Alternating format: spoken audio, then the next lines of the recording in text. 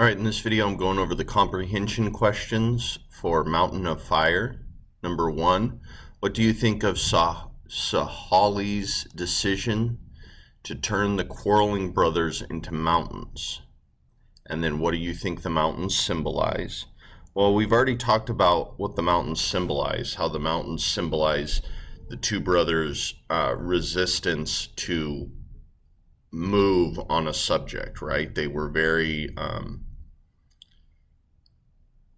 they weren't very flexible, and just like mountains, they stood their ground. They wouldn't give an inch. They wouldn't compromise.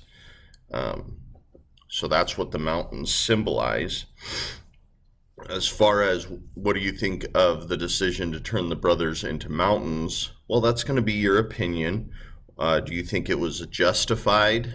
Why or why not? Or do you think it was unfair? And then why or why not? Okay.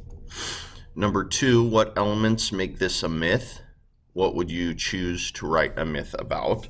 Okay, so again, if we go to the beginning, it says a myth is a story that tells about the belief of a group of people. Myths are legends that tell about gods and heroes. Sometimes they explain something that happens in nature.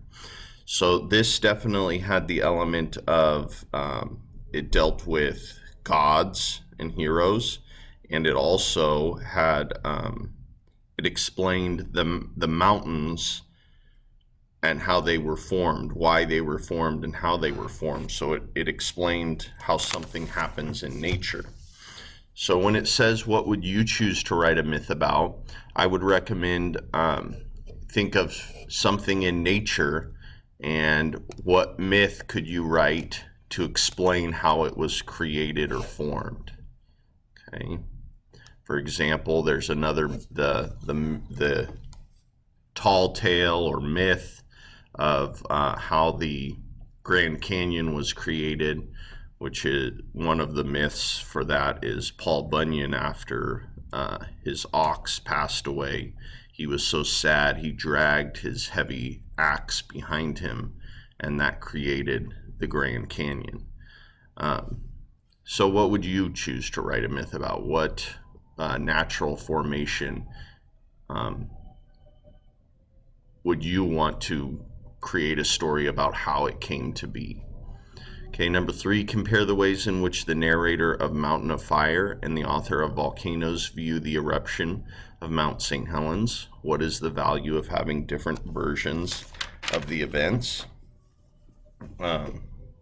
So in Volcanoes, it's much more of a scientific look at how at the eruption and at Mount St. Helens. They're looking at it from a scientific point of view. And in Mountain of Fire, they use folk tales or a myth to explain why Mount St. Helens erupted, and how it teaches people to remember to take better care of the earth. Okay. What is the value of having different versions of the events? Well, we get a look at one event from different perspectives, and different perspectives can oftentimes give us different ideas about a subject. Okay. So different ways of looking at it can only be a positive because we get new perspective. All right. Again, thanks for watching, and I'll see you on the next one.